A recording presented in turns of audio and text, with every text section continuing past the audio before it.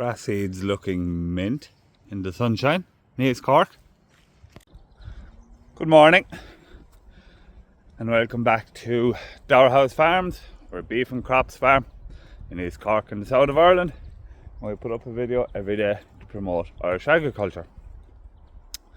So I'm just out checking a couple of groups of cattle there now first thing before I go back to the yard. I just find if I don't get out first thing, it's hard to get around to looking at them. Myself and Fong will see all the cattle every day, but I like to see every group a couple of times a week myself, just to be happy. Plenty on now today. Let's do all the jobs, feed all the cattle, and then go on cultivating. Let's get into plough then and change a bit of metal on it, and get on and get ploughing for those reseeds.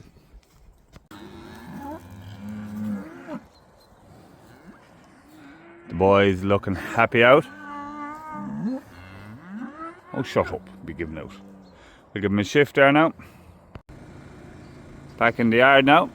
The lads have gone out in a lot. We'll have to get a word with our famous Jar and inform him about our gallop karaoke that's going to be coming up. You catching some Zeds, boys? Man, where's me brekkie? All nice and relaxed as usual. That's how we like them.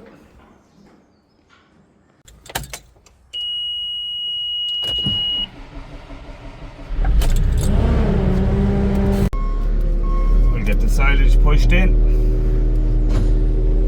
and get the diets adjusted accordingly. Get them fed.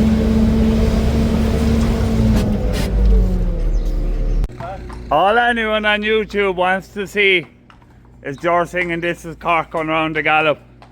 When are we going to do it, Jar? When we'll have a winner? Oh, jeez. At the rate they're going here, I don't know if you ever see it. We just got new pallet of haylage for the horses. So I'll put it in over here. So all the cattle fed and bedded down now. So our finishing rations are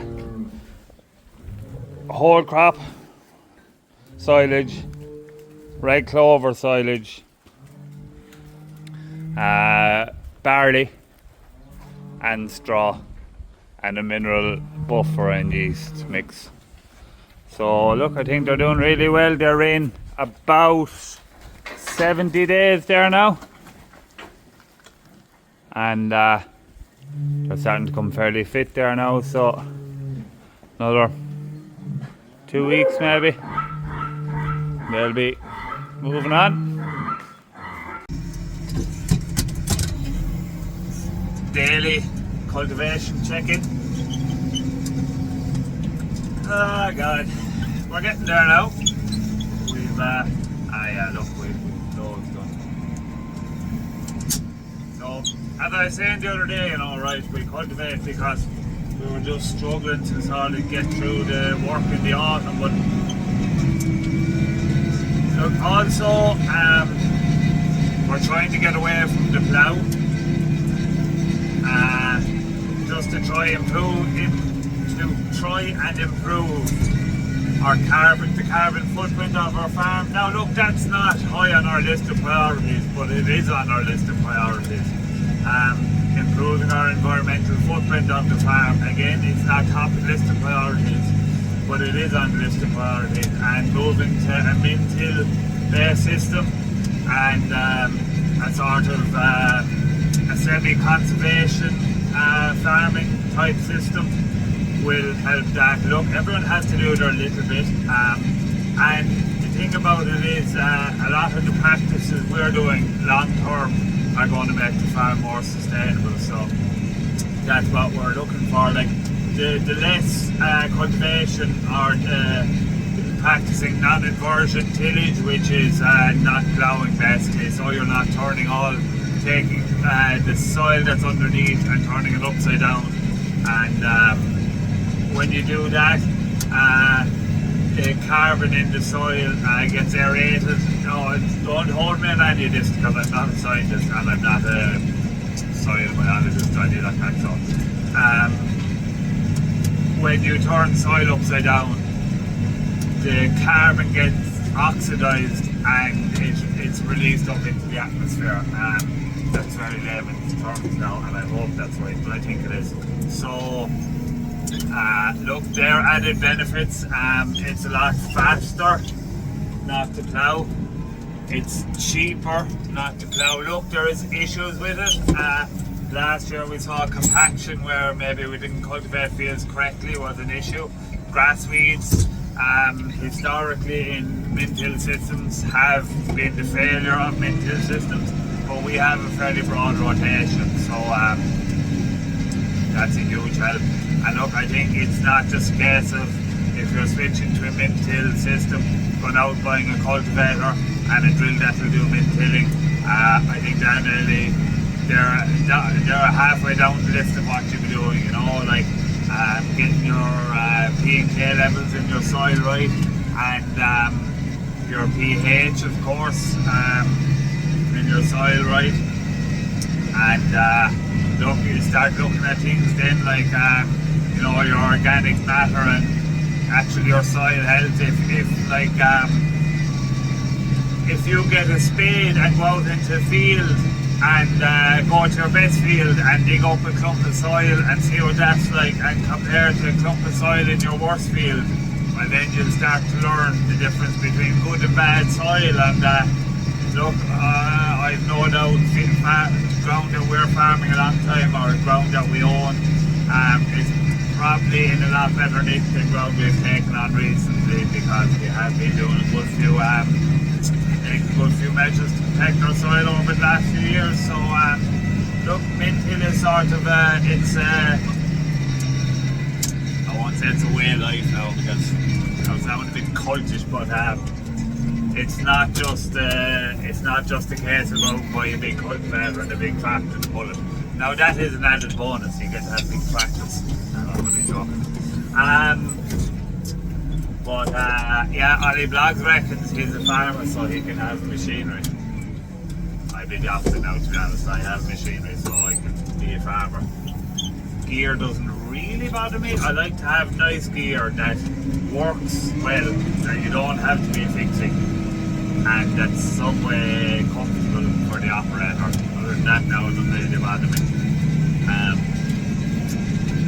So yeah, that's just a little bit about mint-hilling. Now look, you just have to, there's loads of different parts to it, and you know, not a lot like that's the case for our farm, but you go to another farm then with a different soil type or a different setup, just because it's the route we're gone down doesn't mean that it's going to be right for every farm. So every farm is different. It's all about context. So, you know, what might be a problem on one farm might be an opportunity on another farm, and a lot of times problems are opportunities at the same time. So, and if you take that outlook in life, I find it makes life easier. So, anyway, that's just a little spiel for me now. It's fair wear after coming on the points now. Like that was out to there, I'd say, and down and in.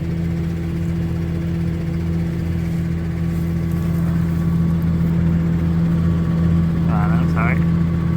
Oh look, they're not wearing leg yet, so that's okay. This one now is starting to wear legs, so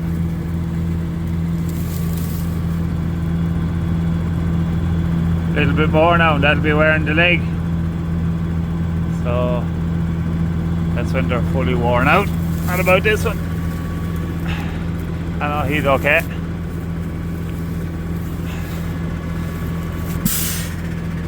And he's okay. And he's okay. It's alright, nothing else to be doing in under a harrow. Oh my god.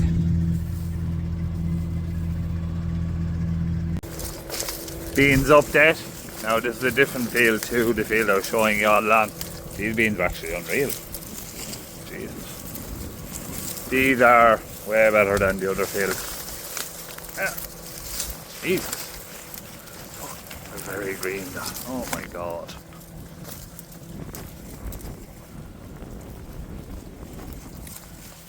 These are serious beans. Christ. But like,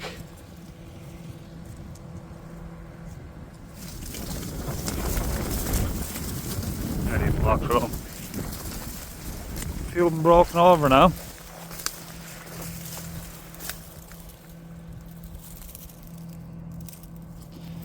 What happens when they break over? Can anyone tell me?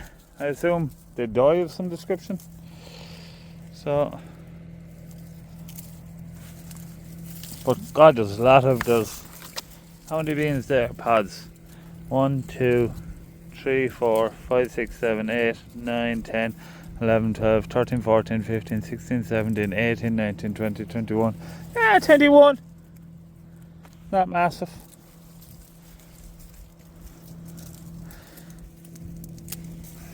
See the few pods here now that are nearly ripe. So, that's the story there now.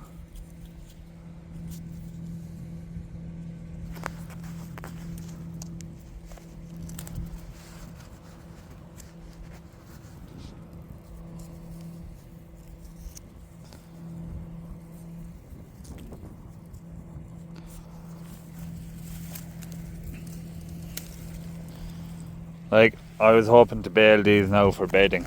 Oh, that'll be some challenge. I looked at 1, 2, 3, 4 beans per pod.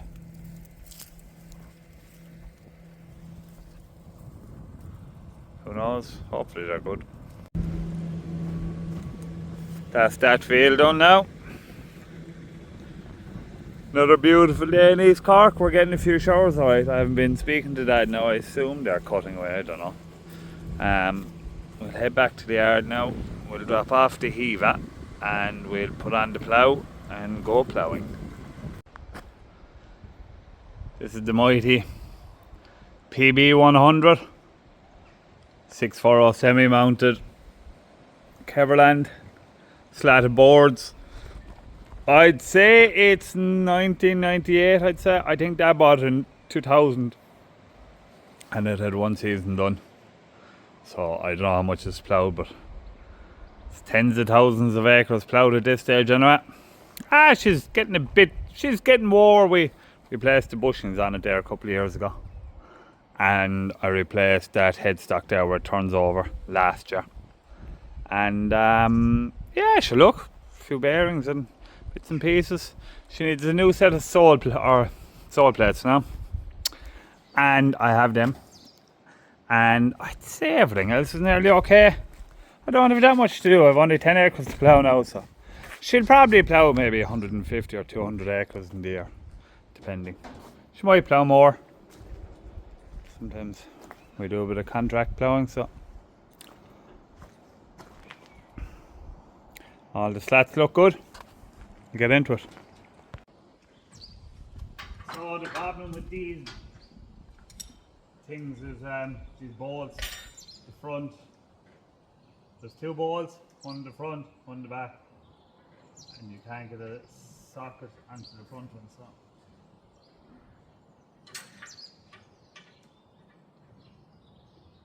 the gun will do the back one, but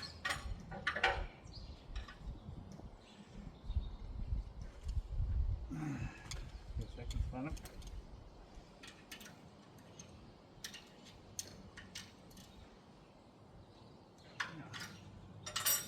And then I can put that ratchet span on it. So I'll probably keep these sole plates and weld them there during the winter if I get a chance. Weld them back to front and say a set will do a half set. So for every 2 sets you sort of get 3 out of it. So it's worth doing it alright.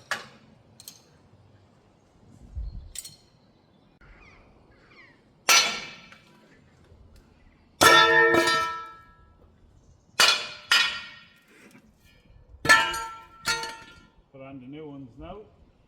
This is Cork, in Cork down by the Lee. This is Cork, a real capital city. This is Cork, in Cork down by the Lee. This is Cork, Cork, Cork.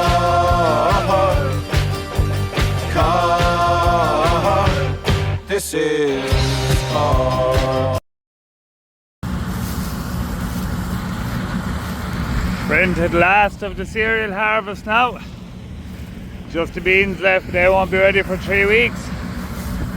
We'll hop up and have a word with Dad now if he will.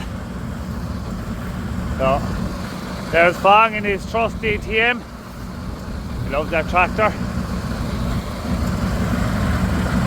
So the combine hasn't missed a beat all harvest, thank God. Wouldn't want to. But Dad reckons this is doing about 3 tonne, which is, anyone who'd know the field knows that's a good result.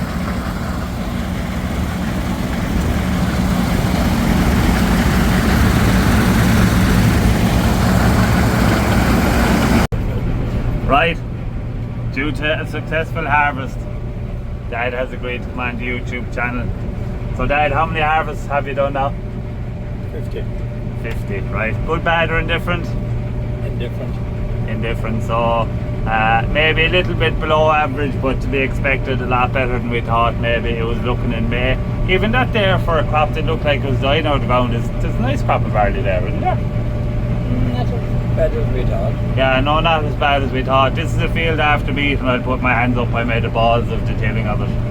But look, we learn from our mistakes, so that's all part of farming. So how would you like the New Holland, Dad? Okay.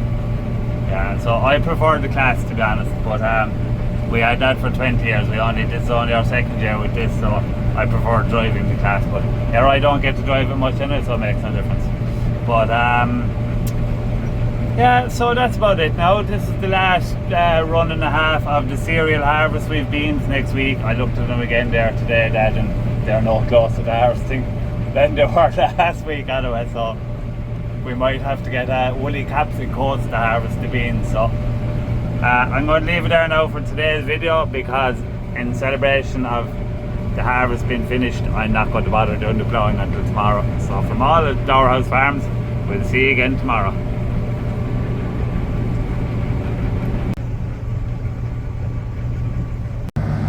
Harvest, cereal harvest 2024, over and out.